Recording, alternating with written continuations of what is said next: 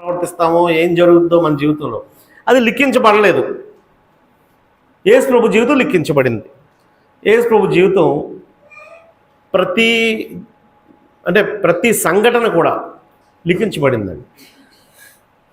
యేసు ప్రభు జీవితాన్ని గురించి 4 సువార్తలు ఉన్నాయి: మత్తయి, మార్కు, లూకా, యోహాను.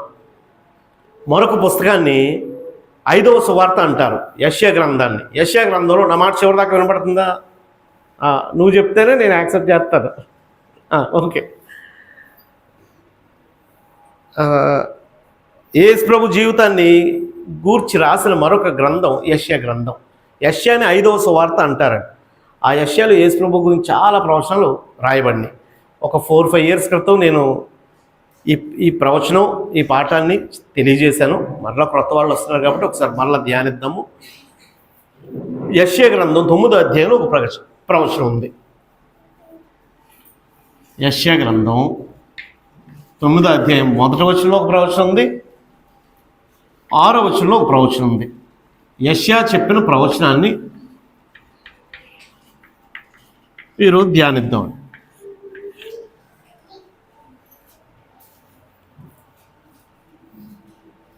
చదువుతారా?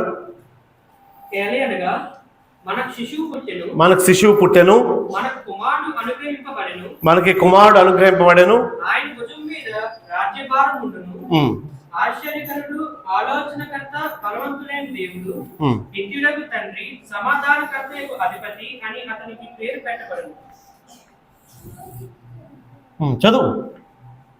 ఇది మొదలుకొని మితి లేకుండా దానికి వృద్ధియు క్షేమమును కలుగునట్లు సర్వకాలము దావీదు సింహాసనమును రాజ్యమును నియమించును. న్యాయం వలన నీతి వలన రాజ్యం స్థిరపడటకు అతను సింహాసనాసీనుడై రాజ్య పరిపాలన చేయను. సైన్యములకు అధిపతి యెహోవా ఆసక్తి కలిగి దీనిని నెరవేర్చును. చాలండి. దేవుడు ఎంతో ఆసక్తితో కార్యాన్ని జరిగిస్తాడంటండి. అదేంటి అని అంటే, యేసు ప్రభు రాజుగా ఉండే యేసు ప్రభు దావీదు సింహాసనం మీద ఉండి రాజ్య పరిపాలన చేస్తాడు అని చెప్తూ 6వ వచనంలో కొన్ని టైటిల్స్ ఇచ్చాడండి. యేసు ప్రభు కొన్ని పేర్లు ఇచ్చాడండి. ఆయనకి ఏమని పేరు పెట్టబడుతుంది? ఏలయనగా మనకు శిశువు పుట్టెను. పుడతాడా? యాక్చువల్లీ ఇశ్రాయేలు పుడతాడా పుట్టెనా? ప్రవక్త భాష అలాగ ఉంటుంది. వాటి గురించి వరి అయిపోతే పుట్టెను అని అన్నాడు, ఎక్కడ పుట్టాడండి అని అనకూడదు. 700 సంవత్సరాల తర్వాత జరగబోయే సంగతి యెషయా చెప్తున్నాడు. యేసు ప్రభు పుట్టడం కంటే ముందు 700 సంవత్సరాల ముందు ప్రవక్త మనకి శిశువు పుట్టెను అంటున్నాడు. పుట్టలేదు ఇంకా. అది ప్రవక్త భాష. ఆ బైబిల్ చదివేటప్పుడు అది మనం గమనించాలి. మనకు కుమారుడు అనుగ్రహింపబడెను, పుడతాడు, అనుగ్రహింపబడును అని అర్థం. ముందే ప్రవక్త భవిష్యత్తును చూస్తూ, అంటే ఆ పుట్టిన దినాన్ని చూస్తూ రాస్తాడనమాట, మాట్లాడతాడు. అందుకు అలాంటి మాటలు వాడబడతాయి. ఆయన భుజము మీద రాజ్యభారం ఉండును, యేసు ప్రభు రాజు అవుతాడు అనే మాటను మాట్లాడుతూ ఆయన కొన్ని పేర్లు పెట్టాడండి. ఏం పేర్లు? ఆశ్చర్యకరుడు,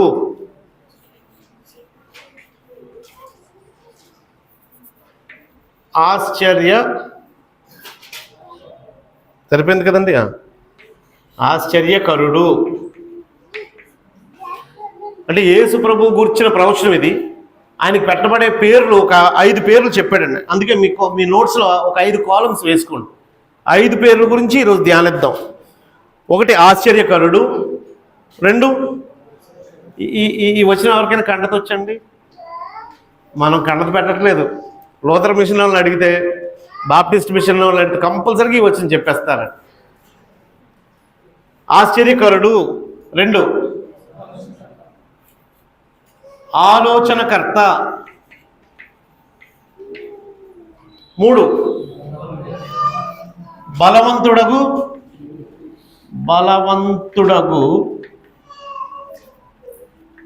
దేవుడు. తర్వాత నిత్యుడగు తండ్రి. లాస్ట్ది సమాధాన కర్తయగు అధిపతి. సమాధాన కర్త అగు అధిపతి, సమాధానకర్త అని అర్థం. 5 టైటిల్స్ ఇవ్వబడినాయి. ఆశ్చర్యకరుడు, ఆలోచనకర్త, బలవంతుడైన దేవుడు, నిత్యుడగు తండ్రి, సమాధానకర్త, అధిపతి అని అతనికి పేరు పెట్టబడును. యాక్చువల్గా మోస్ట్ కాంట్రవర్సీ లేకపోతే డిబేట్స్లో, వాదాల్లో ఎక్కువగా ఉపయోగించే వచనం అండి ఇది. అది ఎందుకో నేను ముందుకెళ్ళిన తర్వాత మాట్లాడతాను.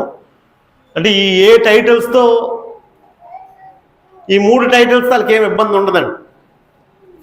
ఆశ్చర్యకరుడు అంటే ఇబ్బంది పడరు, ఆలోచనకర్త అంటే ఇబ్బంది పడరు, సమాధానకర్త అంటే ఇబ్బంది పడరు. కానీ బలవంతుడకు దేవుడు, దేవుడు అనే మాట యేసు ప్రభువుకు వాడినందుకు కాంట్రవర్సీ ఉంది, అంటే వాగ్వాదాలు ఉన్నాయి. నిత్యుడకు తండ్రి, డైరెక్ట్గా తండ్రి అనే మాట ఆయనకు వాడినందుకు వివాదాలు ఉన్నాయి, చాలా డిబేట్లు ఉన్నాయండి దీనికి. అందుకు ఈ వచనం చాలా వాగ్వాదానికి అంటే హేతువుగా ఎంచుకొని దీని గురించి వాదించుకుంటున్నారు. ఎప్పుడు ఎక్కడ ఎవరితో వాదించొద్దండి. ప్రాథమికంగా ఎప్పుడు మూర్ఖమైన తర్కాలకు కానీ వాటికి ఎప్పుడు దాని నుంచి పారిపోండి అన్నాడండి, దూరంగా ఉండండి అన్నాడు. సో అది వాదించుకోవడానికి కాదు, కానీ దాని అర్థం ఏంటో మనం గమనించడానికి ప్రయత్నిద్దాం. ఒకటి అంటే ఆయనకి ఎందుకు ఆ టైటిల్స్ ఇవ్వబడి, ఆయన ఆశ్చర్యకరుడేనా? ఆశ్చర్యకరుడు అంటే ఆశ్చర్య కార్యాలు చేసేవాడు. అసలు ఆయన జీవితం అంతా ఆశ్చర్యాలేనండి. ఆయన పుట్టుక ఒక ఆశ్చర్యం. లోకసువార్త 1వ అధ్యాయంలో ఆ సంగతులు ఉంటాయి. ఇప్పుడు నేను అవన్నీ చదివించడానికి సమయం లేదు. యేసు ప్రభుకి మన పుట్టికి తేడా ఏంటండి? ప్రతి మానవుడు ఒక ఆదాము తప్ప, పోనీ మహా అయితే ఒక ఆదాము తప్ప, అందుకే మొదటి ఆదాము కడపటి ఆదాము అనే పేరు వచ్చింది. ఆదాము మొదటివాడైన ఆదాము, యేసు ప్రభు తప్ప ఈ భూమి మీద ప్రతి మానవుడు తల్లిదండ్రుల కలయిక వల్ల పుడతాడు. కానీ యేసు ప్రభు ఆశ్చర్యకరుడు అని చెప్పడానికి ఆయన పుట్టికే ఒక అది మిరాకిల్ అండి. ఈరోజు చాలామంది చాలా హీనంగా మాట్లాడుతున్నారు ఈ విషయాన్ని బట్టి. ఆయన స్త్రీ పురుషుల కలయిక వల్ల పుట్టలేదు.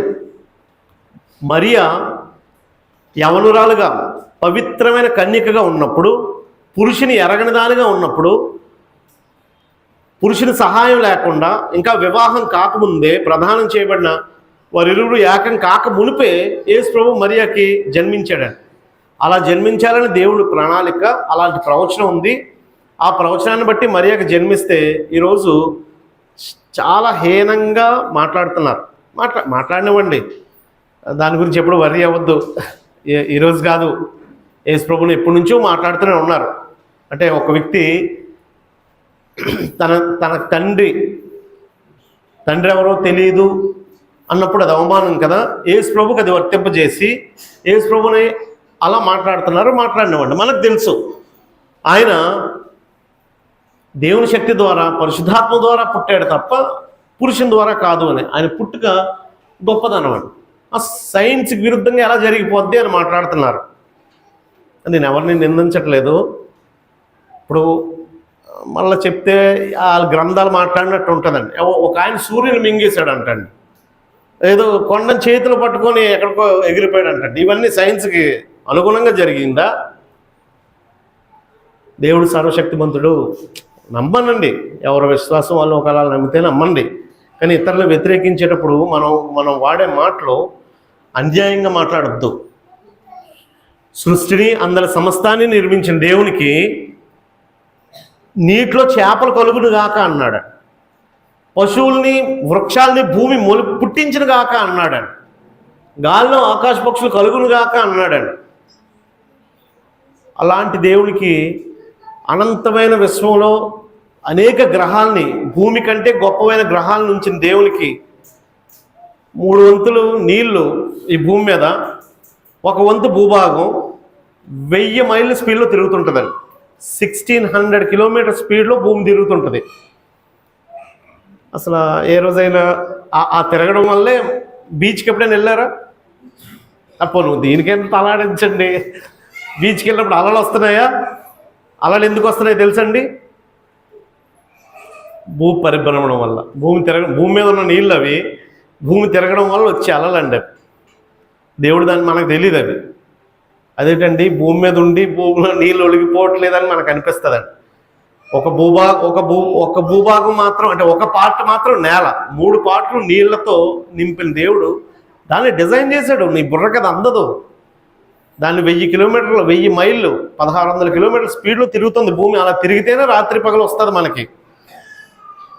ఇవన్నీ చేసిన దేవునికి ఒక బిడ్డను పుట్టించడం, కన్యకి ఒక బిడ్డను పుట్టించడం కష్టమైన సంగతి కాదండి. అది ఆశ్చర్యం. It's a miracle. అది దేవుని సర్వశక్తికి సంబంధించింది. అందుకు ఆయన ఆశ్చర్యకరుడు. పుట్టుకతోనే ఆయన జీవితాన్ని మీరు గమనించండి. అంటే నాకు ఒక్కొక్క మాటకి సమయం చాలదు. ఒక్కొక్క 5 మినిట్స్ మాట్లాడుకుంటే 25 నిమిషాలు అయిపోద్ది. ఆయన లైఫ్ అంతా కూడా ఆయన చేసిన ప్రతి కార్యం చూడండి. ఒక 2 చేపలు, 2 చేపలు కదా, 5 రొట్లు 2 చేపలు, 5000 మందికి ఎలా సరిపోతాయి? అది ఆశ్చర్యం కాదా? కొన్ని వందల మంది, కొన్ని వేల మంది. యాక్చువల్గా ఆయన గురించి రాసిన మాట ఏంటంటే, ఆయన ఎంతోమందికి స్వస్థత కలుగు చేశాడంటండి తన శరీరధారిగా ఉన్నప్పుడు. ఆయన చేసిన సూచక్రియలు రాయటకు భూలోకమయములను సరిపోదు అనే వచనం రాయబడింది. అంటే అది అలంకారంగా రాయబడిన మాటే. చాలా కొన్ని మాత్రమే లిఖించారండి. అవన్నీ ఆశ్చర్యం కాదండి. కళ్ళు లేని వాడికి ఆయన కళ్ళు ఇచ్చాడు, నోరు లేని వాడికి నోరు ఇచ్చాడు, ఎన్నో సంవత్సరాల్లో నడుము పడిపోయి ఉన్నవారిని లేవనెత్తాడు, దిగ్గును లేవనెత్తాడు. అవన్నీ ఆశ్చర్యమైన కార్యాలండి. అవి మానవులు చేయగలిగేవి కాదు.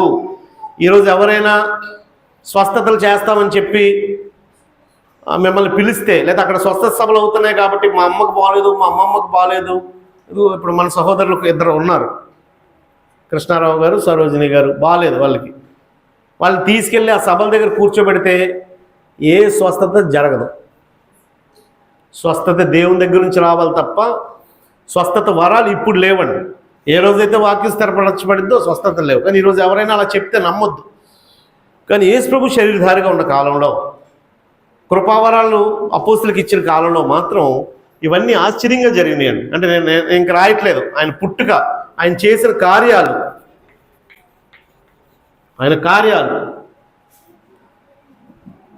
కొత్త షూస్ కనుక్కున్నారంట జయశంకర్. ఆ షూస్ వేసుకుంటే వాటర్ మీద నడిచేయచ్చు. తెలుసా మీకు? ఇప్పుడు ఒక షూస్ వచ్చింది కదా, కొంతమంది వేస్తాను అంటున్నారు. దాంట్లో ప్రెజర్ ఉంటుంది, మిమ్మల్ని గాల్లోకి లేపుతుంది. ఆ షూస్ వేసుకుంటే నీటి మీద నడిచేయచ్చండి. ఇప్పుడు అవన్నీ అవి కొనుక్కొని సరదాగా మనందరికీ ఫన్నే కదండి. అది ఎవడు కనిపెడతాడో, రుషికొండ దగ్గర ఎక్కడో పెట్టేస్తాడు. పావు గంటకి 200 అని అంటే, ఇదిగో నేను నీటి మీద నడుస్తున్నాను, మీరు ఫోటో తీయండి అని చెప్పి నేనే నడుస్తాను. నీటి మీద నేను నడుస్తున్నానని చెప్పడానికి. దానికి డబ్బులు కట్టి దానికి తగ్గ తయారు చేయబడిన ఆ షూ వేసుకుంటే తప్ప నీటి మీద మనిషి నడలేడండి. ఆ మెకానిజం ఏదో మధ్యలోకి వెళ్ళినాక ఫెయిల్ అయిపోయింది అనుకో, నన్ను కాపాడండి అని గట్టిగా అరుస్తూ పక్క నుంచి వాళ్ళు ఎవరో రావాలి, లేకపోతే ఆ షూ లేకపోతే నువ్వు నడవలేవు. ఏ మెకానిజం లేకుండా గలిలయ సముద్రంలో యేసు ప్రభు నీళ్ళ మీద నడిచిన సందర్భం ఆశ్చర్యం కాదండి. వాళ్ళు నమ్మలేకపోయారండి. ఇలాంటి ఆశ్చర్య కార్యాలు కోకోలను చేశాడు ఆయన. అలా అనేకం చేశాడండి. ఆయన జీవితం అంతా ఆశ్చర్యమే. అందుకే ఆయన ఆశ్చర్యకుడు అన్నాడు. ఆయన తుఫాను అంటే ప్రతిదానికి వచ్చిన చెప్పి రాయాలి. నేను రాయట్లేదు. ఆయన కార్యాలను రాసుకోండి, మీరు తయారు చేసుకోండి. ఆయన తుఫాన్ని ఎవడైనా గద్దించగలడండి? అది మొన్న వచ్చింది, అదేంటది, మొంతా తుఫాన్ని ఎవడైనా గద్దించగలడండి? ఎంత వచ్చిందో, దాని తర్వాత వచ్చిన నష్టం ఎంతో, ఎన్ని ఇళ్ళు ఎగిరిపోయినాయో, ఎంత నష్టం కలిగిందో అది లెక్కేసుకోవడం తప్ప అది ఏ దిశకు కదులుతుందో ఒరిస్సా వైపు వెళ్తుందా, కాకినాడ వైపు వెళ్తుందా, అది ఎటు వెళ్తుందో అది వెళ్తే వీళ్ళు ఆ దిశ రాయడమే తప్ప దాన్ని గద్దించి వెనక్కి పంపించగలడు ఎవడైనా? యేసు ప్రభు ఆ పని చేయగలిగినాడండి. ఆయనకి ప్రకృతి మీద శక్తి ఉందండి. వస్తువుల మీద ఆయనకి అధికారం ఉందండి. మనుషుల మీద అందరి మీద అధికారం ఉంది. సర్వాధికారం ఆయనకు ఉందండి. ఆయన ఆశ్చర్యకరుడు, ఆయన కార్యాలు ఆశ్చర్యమైనవి. ఆఖరిగా చివరిగా ఆయన ఆయన ఆయన మరణం లేకపోతే ఆయన పునరుత్థానం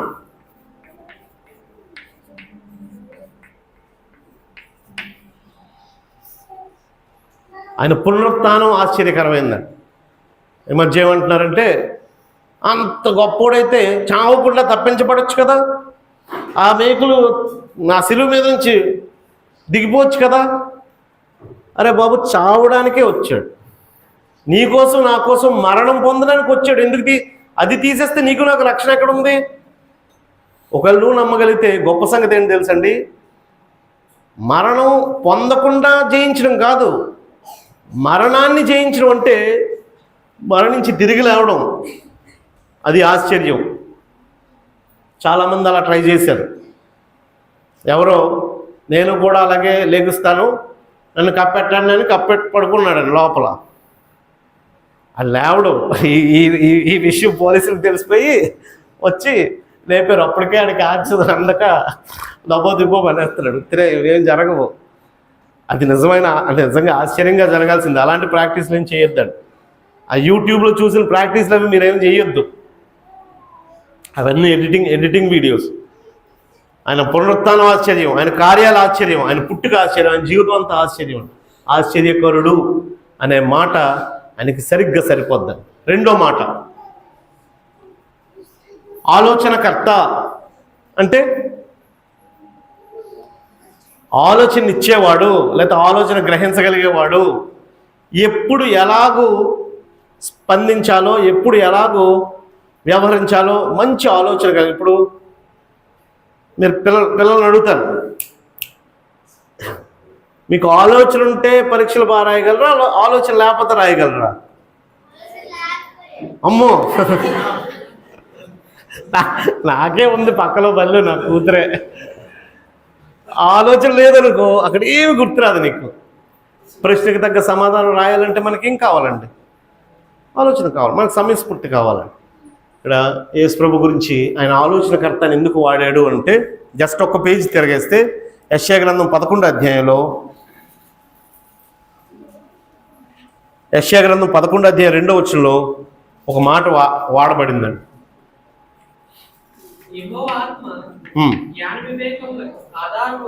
జ్ఞాన వివేకములకు ఆధారముకు ఆత్మ, ఆలోచన బలములకు ఆధారముకు ఆత్మ, తెలివిని యెహోవా యెడల భయభక్తులను పుట్టించు ఆత్మ అతని మీద నిలుచును. ఆ మాట యేసు ప్రభు గురించి రాయబడింది. యెషయి మొద్దు నుండి చిగురు పుట్టునని ఉంది కదండి. ఆ చిగురు ఎవరో కాదు, యేసు ప్రభు. ఆ యేసు ప్రభుకి ఏముంటుందంట? జ్ఞాన వివేకములకు ఆధారముగా ఆత్మ, ఆలోచన బలములకు ఆధారముగా ఆత్మ, తెలివిని యెహోవా యెడల భయభక్తులు పుట్టించే ఆత్మ. అంటే ఆయన ఆలోచనకరుడు, ఆయన జ్ఞాని. యేసు ప్రభు సర్వజ్ఞాని. ఆయనకు ఆలోచన చెప్పగలవాడెవడు? అందుకే యేసు ప్రభు 12 ఏళ్ల వయసులో, మీలో 12 సంవత్సరాలు ఎవరికి ఉన్నాయి?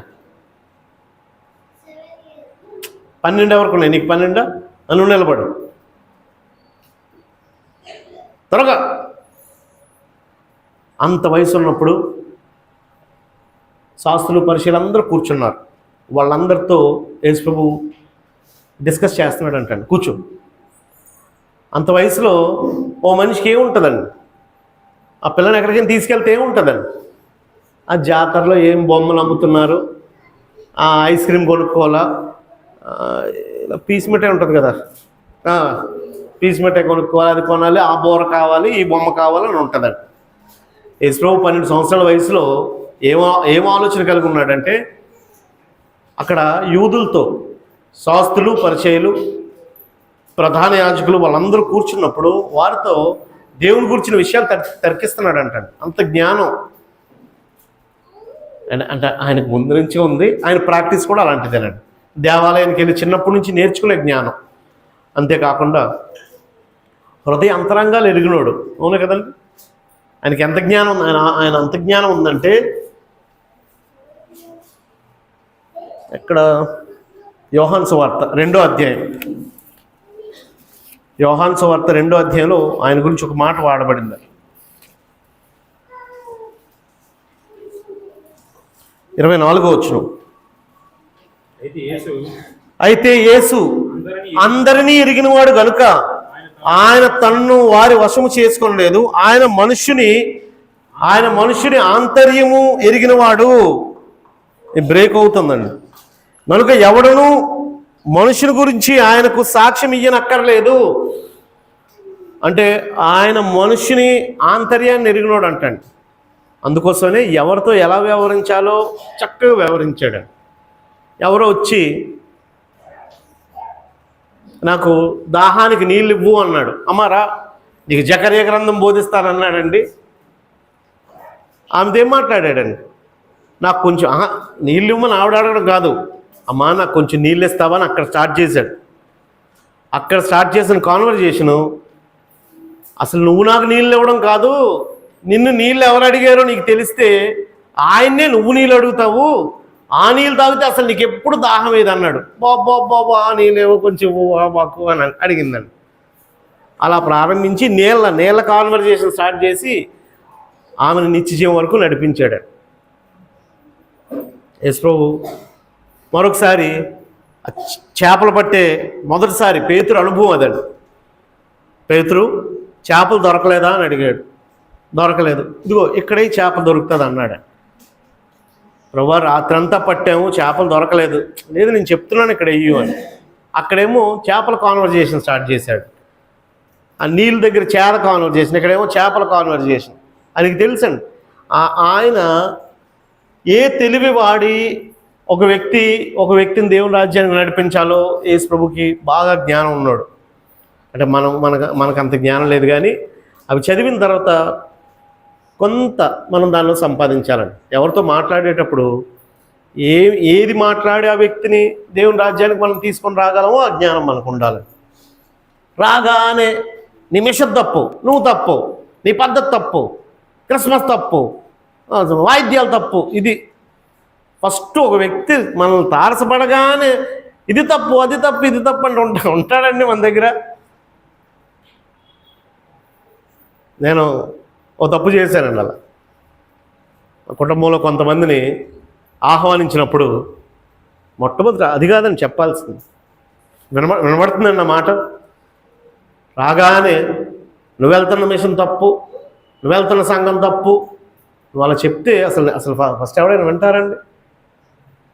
అలాంటి సభకు తీసుకొస్తే మొట్టమొదటిసారి మాట్లాడిన ఆయన వాయించేస్తున్నాడు, క్రీస్తు సంఘం తప్పు, మిగిలినవన్నీ తప్పే తప్పే తప్పే తప్పే తప్పే అనేటప్పటికి దండం వెళ్ళిపోయాడు.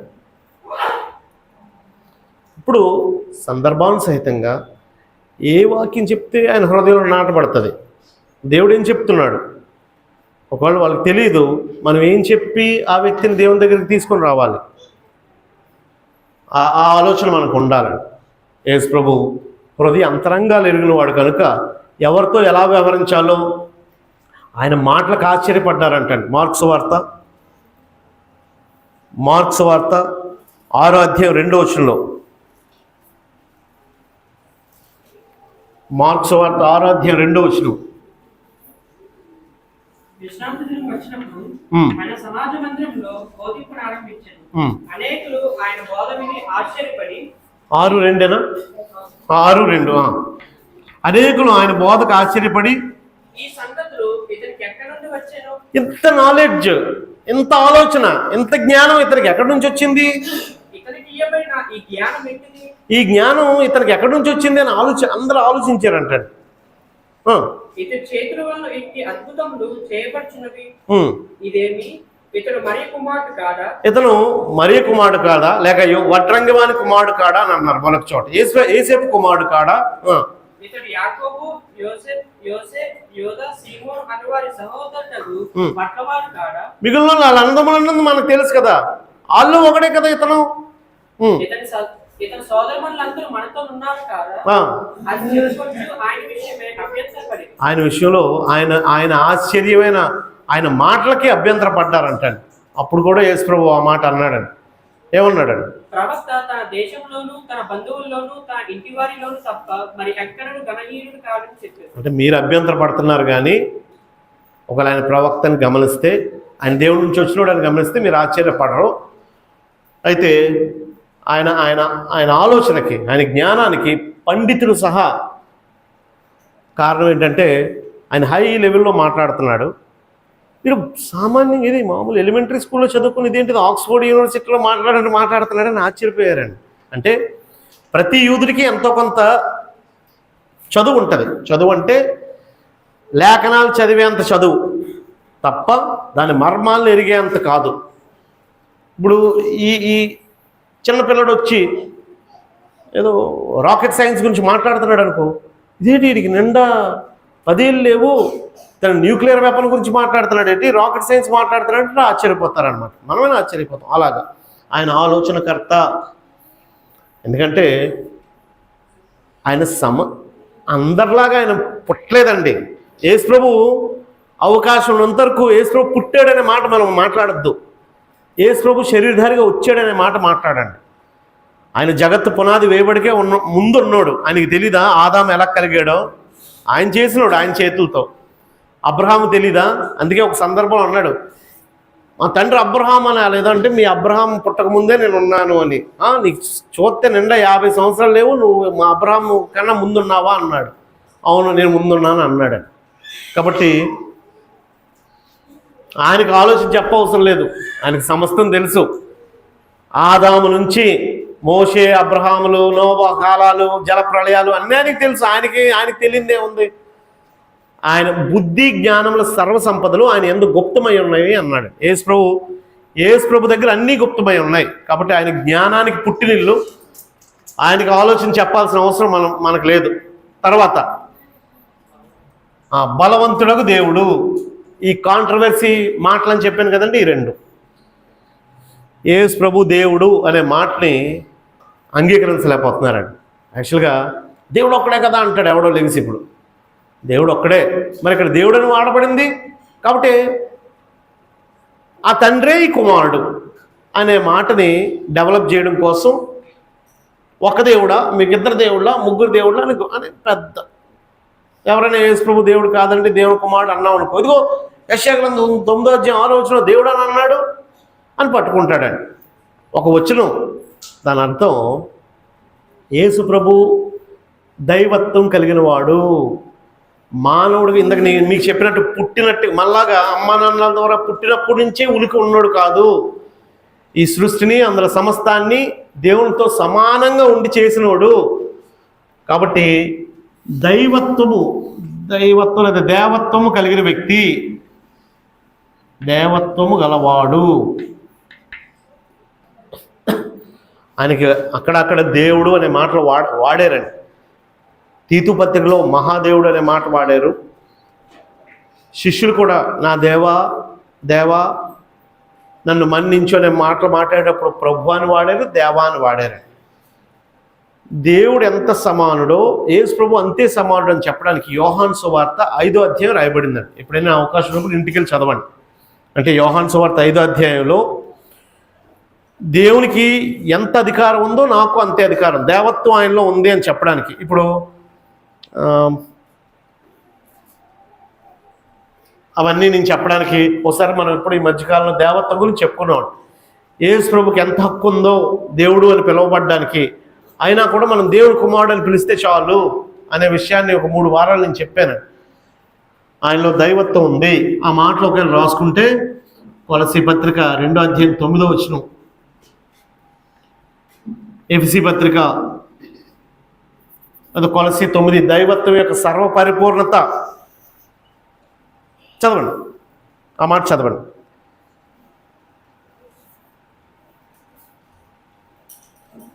కొలసీ 2:9.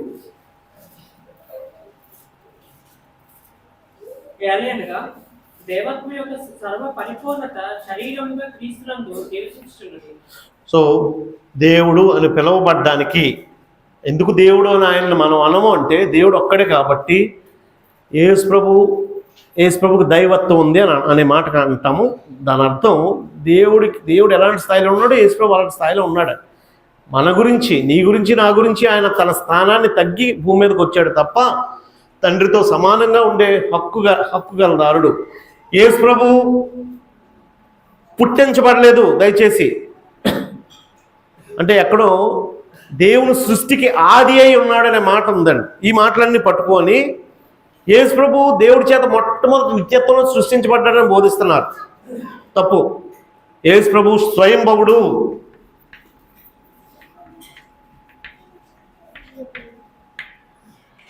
ఆయన తనకు తానుగా ఉన్నవాడు, దేవుడి చేత పుట్టించబడినోడు కాదండి. రకరకాల బోధలు ప్రారంభించబడతాయి. అయితే మనం దీని మీద స్టాండ్ అవుదాం. దేవుడు యేసు ప్రభువును పుట్టించలేదండి. మనకి తెలిసేటప్పటికీ నిత్యత్వంలో కాలం లేనప్పుడు దేవుడు ఎప్పటి నుంచి ఉన్నాడు, యేసు ప్రభు అప్పటి నుంచే ఉన్నాడు. అంతే. దాన్ని ఇంకెక్కువ ఆలోచించేసి బుర్ర పాడు చేసుకోవద్దు. యేసు ప్రభు దేవుడు అనే మాటకి ఆయన అర్హుడు. రైట్. అయితే ఇంకొక మాట అన్నాడు, బలవంతుడకు దేవుడు. ఎంత బలవంతుడు? ఎంత బలవంతుడు?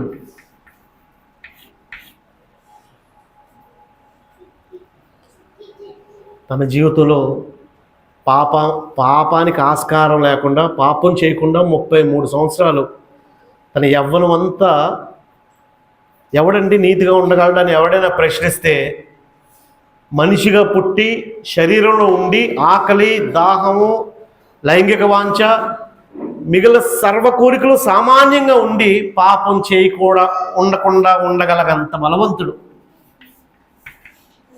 పాపము తనపై ఏమాత్రం ప్రభావం చూపకుండా ఉండేంత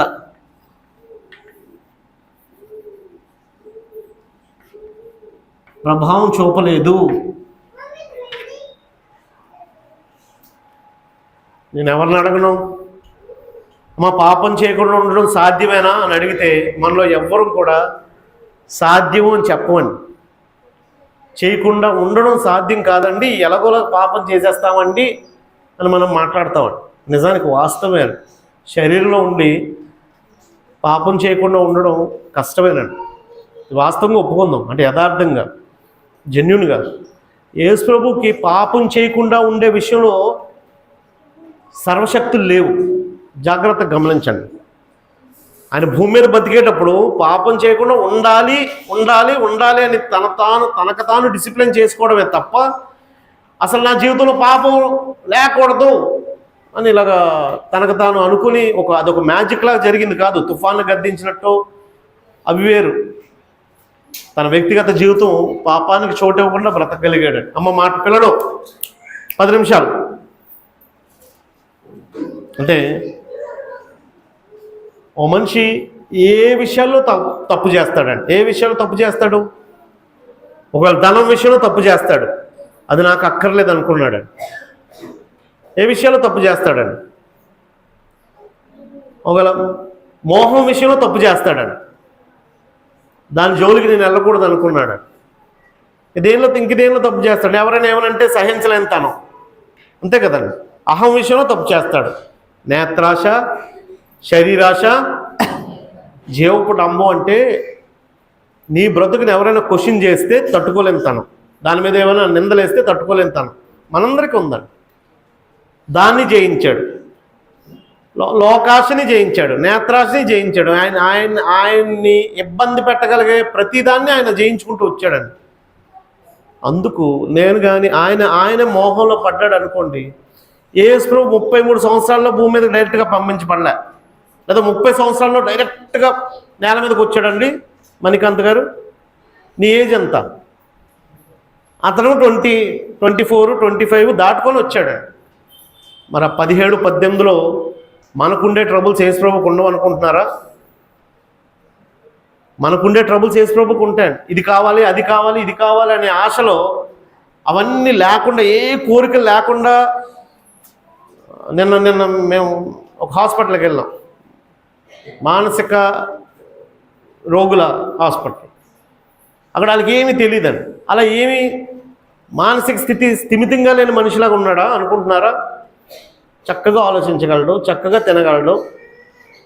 ఆయన ఆయన ఆయన ఆయన అన్నీ కలిగి ఉండి ఆయన దేహంలో రక్తమాంసాలు కలుగుతూ అవి ప్రసరిస్తూ సామాన్య మానవుడిగా బ్రతుకుతూనే ఇవన్నీ అధిగమించాలి. ఎలా సాధ్యమైందో తెలుసండి? ప్రార్థన వల్ల సాధ్యమైంది. ఆయన నిత్యం ప్రార్థన చేసుకొని దేవునితో మాట్లాడుకొని, నాకు శక్తినివ్వు, నేను బయటికి వెళ్తున్నాను, నాకు సహాయం చెయ్యు, నేను పాపం చేస్తే వీళ్ళకి జీవం లేదు, నేను పాపం చేస్తే వాళ్ళకి రక్షణ లేదు. ఆ ఒక్క పాయింట్ మీద తన జీవితాన్ని కట్టుకున్నాడు. అందుకే ఆయనకి ధనం ఎవరో వచ్చి ఇస్కరియోతు యూదా ఎందుకున్నాడు? సంతోషి ఇస్కరియోతు యూదా యేసుప్రభు దగ్గర ఎందుకున్నాడు? డబ్బుల కోసం. ఆయనకి డబ్బులు ఎక్కలేదు. ఒకవేళ పెళ్లి చేసుకొని పిల్లల్ని కానీ సంసారం చేయాలనే అలాంటి కండిషన్స్ ఏమైనా ఉన్నాయండి? అవి లేవు. మనకు మోహం ఆయన మీద అటాక్ చేయలేదు, ధనం ఆయన మీద అటాక్ చేయలేదు. ఏమైనా అధికారం కలిగి పదవులు కలిగి అదే సాతాను అది కూడా చెప్పాడు, ఇన్ని శ్రమలు అక్కర్లేదు నీకు, కష్టాలు ఇన్ని శ్రమలు అక్కర్లేదు, నువ్వు ఒక్కసారి ఇలాను నా ముందు ఒక్కసారి నువ్వు ఇలాగంటే మొత్తం ఈ రాజ్యాల మీద నీకు అధికారం ఇచ్చేస్తాను అన్నాడు. యేసుప్రభు రాజు అవుతాడు ఎప్పుడు? నిందలో, శ్రమలో, బాధలో, సిలువ హింస ఇవన్నీ పొందితే రాజు అవుతాడు. అవన్నీ అక్కర్లేకుండా నీకు ఇలాగంటే రాజు చేసేస్తాను అన్నాడు సాతాను. ఒకవేళ అప్పుడు కూడా రాజు అయిపోతాడండి, కానీ సాతాను అండర్లో అవ్వాలి, ఒక భూలోకం మీదే రాజు అవుతాడు. కానీ యేసుప్రభు అలా తాత్కాలికంగా తృప్తి పడలేదండి. భూమి మీదను పరలోకంలోను సర్వాధికారం పొందే విషయంలో ఆయన సమస్తాన్ని ఓర్చుకున్నాడు. కాబట్టి తన మీదకి ఏదైతే పక్కనే ఇస్కరియోతు యూదా లాంటి వాడు ఉండి అలా ఆయన నమ్మేస్తున్నాడు, ఆయన ద్రోహం చేస్తున్నాడని తెలిసినప్పుడు సైతం, కాబట్టి యేసుప్రభు ఎంత బలం కలిగిన వాడంటే ఆయన ప్రేరేపించే ప్రతిసారి మనం అందరం ఏమనుకుంటాం అంటే మత్తయి సువార్త 4వ అధ్యాయంలోనే సాతాను శోధించాడు అనుకుంటాం. కాదండి, యేసుప్రభు జీవితం అంతా శోధింపబడుతూనే ఉన్నాడు. డైరెక్ట్గా సాతాను శోధించింది మత్తయి సువార్త 4వ అధ్యాయంలో. తన సహోదరులతో వదలలేదు సాతాను ఎవరిని, తన శిష్యుల ద్వారా ఇస్కరియోతు యూదా, శాస్త్రులు, పరిసయ్యులు, చివరికి చచ్చిపోయినప్పుడు సహితం ఆ పక్కనున్న దొంగ, కిందనున్న మనుషులు ఆయన శోధిస్తున్న ఆయన లైఫ్ అంతా ఆయన తిండిపోతూ తాగుబోతు అన్నారు, ఇదిగో మోసగాడు అన్నారు. ఈరోజు మనం చదువుకుని వచ్చినాం. కాబట్టి ఎవరు ప్రేరేపించినా ఆయన శోధనలో పడలేదు. నిన్న నువ్వు అడిగిన క్వశ్చన్కి యేసుప్రభు శోధించబడలేదండి, శోధించబడుతూనే ఉన్నాడు. కానీ మనం శోధింపబడితే తట్టుకోలేకపోతున్నాం. ఇప్పుడు శోధింపబడినా పాపం చేయకుండా ఉండే అంత బలవంతుడు. తర్వాత మాట నిత్యుడొక తండ్రి, ఇది కూడా కాంట్రవర్సీయే. తండ్రి అని అన్న మాట యాక్చువల్ ఆయన తండ్రి అన్న మాట ఎలా వర్తింపజేశారు? ఈ మాట పట్టుకుని తండ్రే కుమారుడు అంటాడు. ఆ పైన ఆ వచనంలోనే మాట్లాడాడు, మనకు కుమారుడు అనుగ్రహింపబడను అని. ఒకే మనిషి తండ్రి కుమారుడు ఎలాగవుతాడు? తండ్రితో సమానుడు అని అర్థం. దీని అర్థం తండ్రితో సమానుడు. అన్ని కోరికలు తీరిపే కానీ ప్రభా నాకు ఒక్క ఆశ ఉండిపోయింది ప్రభా అని ఫిలిప్ వచ్చి అడిగాడని. ఒక్కసారి తండ్రిని మాకు చూపిస్తావా అని. నన్ను చూసావు కదా, ఇంకా నువ్వు తండ్రిని చూడాలనుకుంటున్నావా? నన్ను చూస్తే తండ్రిని చూసినట్టే అన్నాడని. అంటే ముక్కు, కళ్ళు, చేతులు, కాళ్ళు దేవుడికి ఉంటాయనా? నేను తండ్రితో సమానుడిని అని చెప్పడం దీని భావం అండి. అంతే తప్ప తండ్రే కుమారుడని ఎక్కడ ప్రకటించొద్దు. యేసుప్రభు తండ్రికి ప్రార్థన చేశాడు. తండ్రే కుమారుడైతే ఆయనకు ఎందుకు ప్రార్థన చేసుకుంటాడు? నాయనా ఈ గిన్నె నీ చిత్తమైతే నా దగ్గర నుంచి తొలగించు అన్నాడు. ఆయనే తండ్రి అయితే ఎందుకు ఇద్దరు వ్యక్తులు ఉన్నారు, ఒక వ్యక్తి ఉన్నాడా? ఏలి ఏలి ఎలోయి ఎలోయి లామా సబక్తాని, దేవా దేవా ఏలా నా చెయ్యి విడిచితివి అన్నాడండి.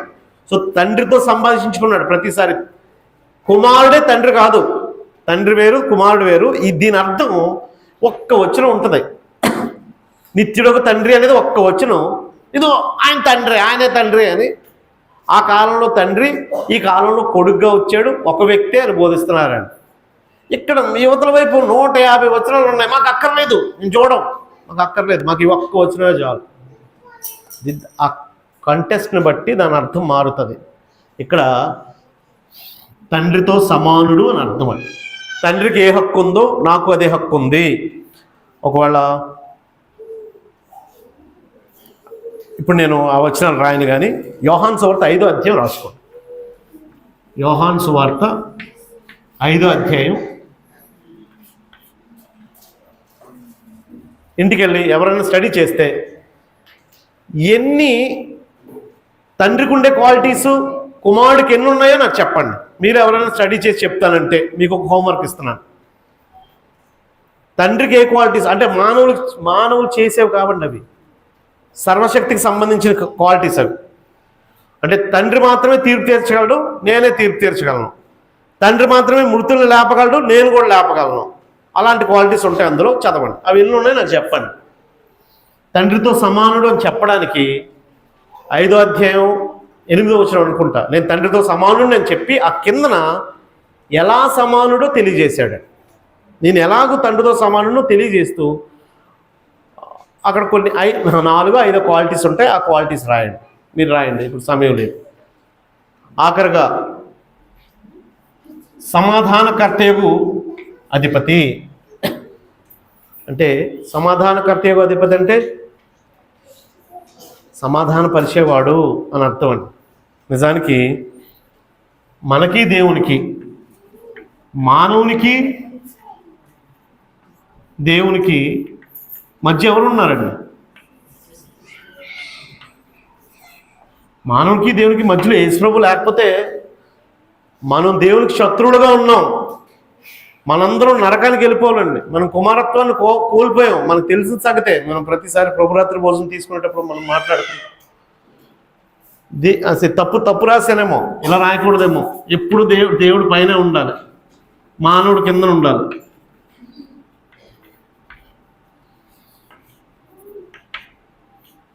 ఓ 2 వర్గాలు అసమాధానంగా ఉంటే మధ్యలో ఎవరో వచ్చి సమాధాన పరచాలండి. ఎవరు సమాధాన పరుస్తారో వారు ధన్యులు అన్నాడు. సమాధాన పడేవాడు అనలేదు అక్కడ, సమాధాన పరుచువారు ధన్యులు. సమాధాన పరుస్తారన్న ఆయన నేను సమాధాన పడనంటే మనం ఏం చేయలేమండి. ఇప్పుడు దేవుడు మానవుడిని సమాధాన పరచడానికి మధ్యలో యేసుప్రభువు వచ్చాడు. ఇప్పుడు కొంతమంది నేను సమాధానం ఇస్తానని అన్నా కూడా మాకు అక్కర్లేదు అంటున్నారండి. అప్పుడు అక్కర్లేదు అన్నప్పుడు వాళ్ళకి యేసుప్రభువు సమాధానకర్త కాడు. అంగీకరిస్తే మాత్రం నీ దగ్గరికి వచ్చి దేవుణ్ణి నిన్ను ఏకం చేస్తాడండి. ఆ మాట రోమాపత్రిక 5వ అధ్యాయం 10వ వచనం. రోమాపత్రిక కాబట్టి ఆయన రక్తం వల్ల ఇప్పుడు నీతిమంతులుగా తీర్చబడి మరింత నిశ్చయంగా ఆయన ద్వారా ఉగ్రత నుండి రక్షింపబడుతుంది. 5:10 ఏలయనగా శత్రువులపై ఉండగా మనము శత్రువులుగా ఉన్నప్పుడు ఆయన కుమారుని మరణము ద్వారా మనము దేవునితో సమాధాన పరచబడిన వారమై ఆయన జీవించు చేత పరినిశ్చయముగా రక్షింపబడుతుంది. అంటే అక్కడ ఏమన్నాడంటే, మనం శత్రువులుగా ఉన్నప్పుడు యేసు ప్రభు ద్వారా ఆయన కుమారుని మరణం ద్వారా దేవునితో సమాధాన పరచబడిన ఎడల సమాధాన పరచబడిన వారమై ఆయన చేత జీవిస్తాము. అంతేకాదన్నాడండి. మన ప్రభువైన యేసుక్రీస్తు ద్వారా దేవుని యందు అతిశయపడుచున్నాము. ఆయన ద్వారానే ఇప్పుడు సమాధాన స్థితి పొంది ఉన్నాము. అంటే దేవుడికి మానవుడికే కాదండి, 2 మానవునికి మధ్యలో కూడా సమాధాన స్థితి. అది ఇచ్చేది ఎవరండి?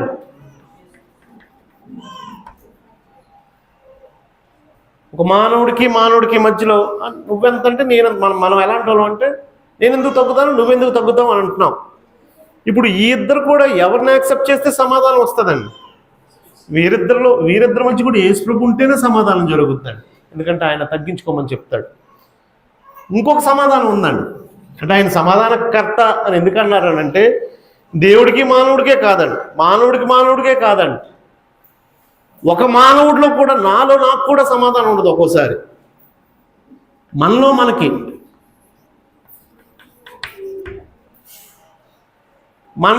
సమాధానం లేకపోవడం ఉంటుందా? ఎవరితో విభేదం కాదు, మీలో మీకు కూడా జై వడ్లపూడి జై, మనలో మనకు కూడా సమాధానం ఉండదా? దానికి కూడా ఇది నిజమండి. ఇప్పుడు దేవుడితో మీరు సమాధానం పడ్డారు, మానవుడితో కూడా ఇక్కడ ఉన్న మీకు ఎవరితో విభేదం లేదు అనుకుందాం. కానీ మీలో మీకు కూడా అసమాధానం ఒక్కొక్కసారి ఉంటుంది. మీకు ఏ వ్యక్తితో ద్వేషం లేదు, ఏ వ్యక్తితో గొడవ లేదు, కానీ మీలో మీకు స్ట్రగుల్ ఉంటుంది తెలుసా? అది మిమ్మల్ని పడుకోనివ్వదు, మీతో మీరే యుద్ధం చేయాల్సి వస్తుంది. ఎన్నున్నా సరే మన హృదయంలో అశాంతి ఉందనుకోండి, అసమాధానం ఉందనుకోండి, తృప్తి ఉండదు. అందుకే ఆయన ఏమన్నాడంటే నా శాంతిని నీకు ఇస్తాను, నెమ్మది కలిగి జీవించు. చింత నాకు ఏమైపోద్దో, నా పిల్లలు ఏమైపోతారో, నా భవిష్యత్తు ఏమైపోతుందో, ఈ పిల్లల భవిష్యత్తు ఏమైందో, దానికి పెళ్ళి ఎలాగ అవుద్దో, దీనికి వయసు మించిపోతుంది, ఎలా పెళ్లి చేయాలో, వాడికి చదువు అయిపోయింది, ఎప్పుడు ఏ ఉద్యోగం వస్తుందో, లేకపోతే ఏమో ఇప్పుడు ఆలేదో కేసు వేసారంట, ఈ లేదో ఏ మాట, ఇదంతా వర్రీగా ఉంటుందండి. ఇక్కడ ఎవరితో ఎవరికి విభేదం కాదు, ఇది ఒక స్ట్రగుల్ ఉంటుందండి ప్రతి మనిషికి. మనలో మనకు కూడా సమాధానాన్ని, ఆ విషయంలో కూడా సమాధానం, చింతంతా నా మీద వేయండి,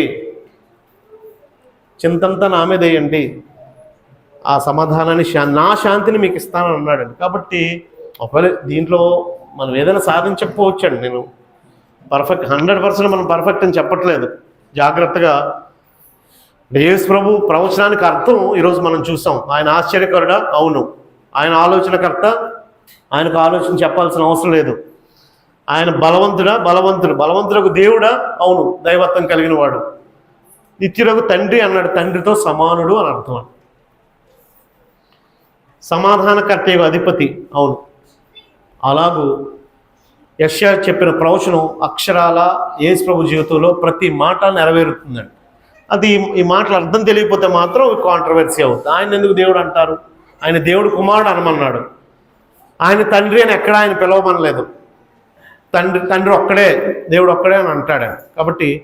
కాకపోతే తండ్రికి ఎంత అర్హత ఉందో కుమారునికి అంత అర్హత ఉంది, అది దాని అర్థం. అలాగూ ఆ ప్రవచనాన్ని మనం నేర్చుకోగలిగాము.